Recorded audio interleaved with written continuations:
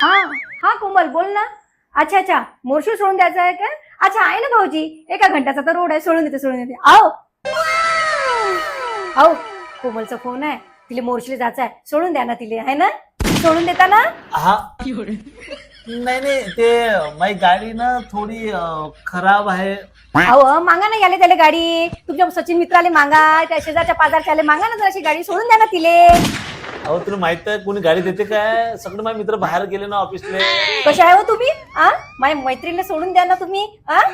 ते बिचारी एकटी जाईन का तिथं? आपल्या नारीवर अन्याय करता तुम्ही. सोडून द्या ना तिला, सोडून द्या ना. माझी तब्येत पण खराब आहे, मला बरं नाही वाटून राहिलं, थोडस मला ताप आल्यासारखं वाटून राहिलं. काय तापाल्यासारखं वाटून नाही ना? तुम्हाला गोळी देतो ना मी तापेची, बरं वाटते ना? जा ना तिला, सोडून द्या ना तिला. तर कसे करता तुम्ही? अहो माझं पोट खराब झालं, लूज मोशन झालं मला.